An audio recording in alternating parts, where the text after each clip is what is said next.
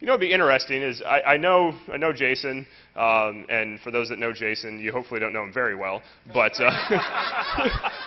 I know Jason, kind of what he was going to talk about. I know Scott and Sean, and Sean tried to accost me in a gas station once in Pennsylvania. No, not me. Scott tried to accost me at a gas station. Because I didn't hire him. He says, "Oh, you're Bruce Potter, huh? Yeah, you interviewed me, didn't hire me." And like in some redneck, gas station in Pennsylvania, and I got a hot cup of coffee. I think I'm going to have to burn him to keep him off me. So I know they're not really going to present about the same types of things, and I said, your abstracts are very different, so do you mind if I kind of squish your two talks together and do some kind of, closing keynote plenary thing? And they said, no, that sounds interesting. Heart starts thumping really hard as they figure out how they're going to do this, because they don't know anything about Jason. I've described him as a guy who looks like Wolfman Jack, and with an attitude to match, and they're like, oh, shit. Thank you. I'll pass on. Are you going? Hi there, my name is Jason Scott. Bruce was actually wrong. When I actually applied for this talk, it was for the One Lap Dance Per Child project, which was my program to send sex workers and strippers throughout the world to change their opinion of America.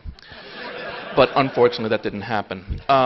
So what I'm going to very quickly cover right now here are three very important things: Goetze, molasses, and electrocution.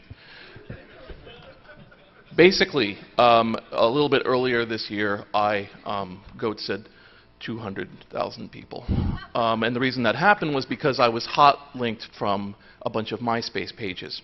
And what had happened was that it turned out there was a picture I had on one of my sites of a Grim Reaper, and that was very popular with people, so they linked to it and made it their background. In fact, a company called FreakHotLayouts.com linked to it directly as part of their package that they could give to you. So I didn't mind this initially because I had a very open view of the whole thing and so on, and I give most of my stuff away for free anyway, so who cares? But over time, 200,000 people making it their background, and they're all telling each other about all their stuff, so every time they do it, they reload, started to really cause gigabytes of traffic a month. So finally, somewhat sleepy on eggnog this previous Christmas, I said, I really ought to switch this. And at that point, that vector point, I could have chosen anything I wanted to. And I went back and forth, and people have done this before, but at the time I thought, why not just Goetze? And if anyone here doesn't know what Goetze is, excellent. So, basically Goetze is a very, very disturbing image, although I did find out that I was criticized for not using a disturbing enough image. But it's a disturbing image, so let's just say variable meaning disturbing image. So suddenly, 25,000 people on the first day loaded up their pages. And what I discovered was most of them didn't know how to get it off. So I started to look, and there was a lot of pages where people were basically saying, dude, I don't know how to fix the problem. Dude, your background is disgusting. Dude. And the hits didn't really go down for a long time. But one of the things that really shocked me was that the Free Hot Layouts people called me for a tech support call because they said that something was wrong with my servers, so their stuff had stopped working. So basically what you had there was you had a company of people who didn't care about stealing something from somebody, supplying it to users who had no idea what they were stealing, who were then unable to do anything about it at the end. This is something that is both hilarious and terrifying. Similarly, when people think about the electric chair, one of the things that happened in the late 1880s was the discovery of AC, alternating current, as opposed to direct current. Without going too much into electrics, they work a little bit differently. But one of them was controlled by Thomas Alva Edison. Another one was controlled by Westinghouse. And so what they wanted was they wanted their current to go into every house ever. So basically, Tom Edison came up with this great marketing technique. Let's kill animals using the other guy's product. So at various county fairs, he would load up a machine that had AC on it, pour in the voltage, and kill a chicken, or a horse, or dogs, and go, this is what they do. So they eventually, Yep, exactly. So eventually, showing great forthright thinking, the state of New York decided that electrocution was going to be their new favored standard for executions. Because at the time, Tom Edison was claiming that well, okay, let's go with this. Basically, what was happening was there was a belief that it was a quick and painless death, and therefore was not considered to be cruel and unusual punishment. So, of course, Thomas Edison was lobbying very heavily for AC to be your chosen electricity of death, while DC would be what you would have in your house near your kids. What ended up happening was he actually got it pushed through the Bureau of Prisons, and it became the fact that AC. At that point, Westinghouse started funding appeals for condemned criminals to prevent them from being electrocuted with his products. He eventually lost. The actual first, without going into it too much, the first execution by electricity did not go as smoothly as planned. It was probably pretty cruel. It was definitely unusual. And it took at least 20 minutes. So anyway, at the end of the day, we now have AC everywhere, and so once again we come back to hilarious but terrifying. Finally, we have the molasses flood of 1919, which I'm from Boston, so please don't show me any Moonanites. They make us skittish and scary. The Boston molasses flood of 1919, how many people know of that? Sometimes that gets passed around like a, yeah, that's good. Basically, there was a tank of 2.3 million gallons of molasses that was on top of a hill in north end of Boston. And this tank, well, one group thought it was an industrial device, and one group thought it was a structure. So what it ended up being was nobody inspected it. So it was just this up on a hill, unplanned, big pile of sugar.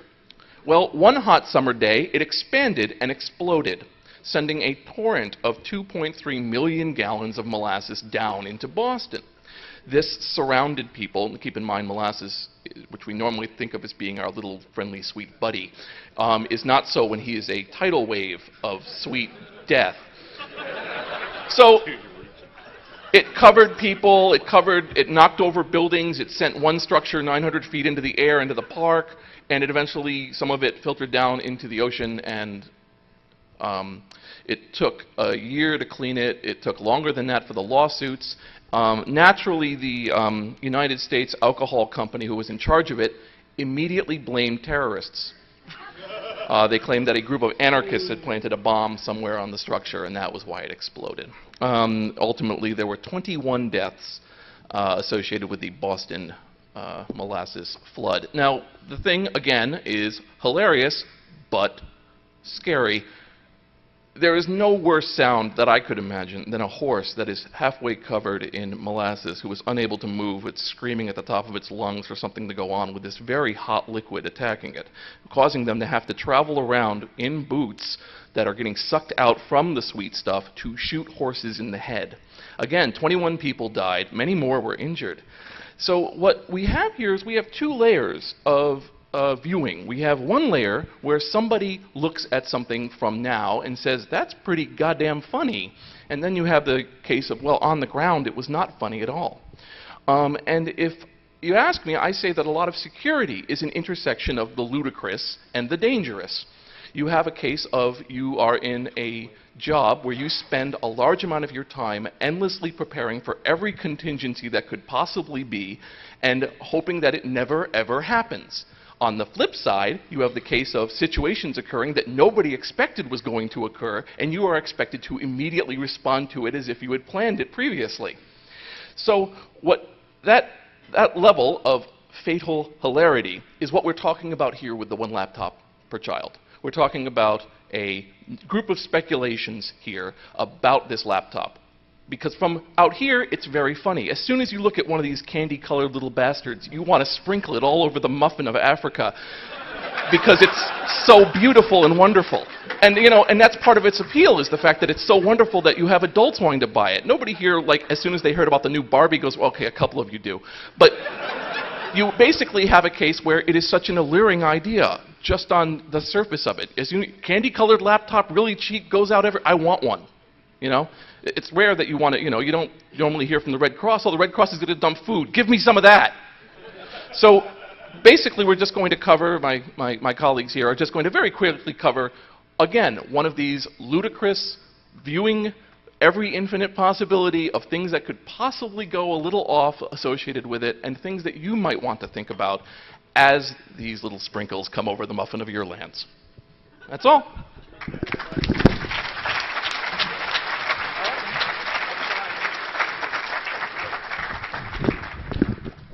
First of all, I want to say I'm really bitter that you heard what I was going to wear today and decided to copy me. It's a uniform. Not in uniform. So who I am, I'm Scott Roberts. I'm an independent.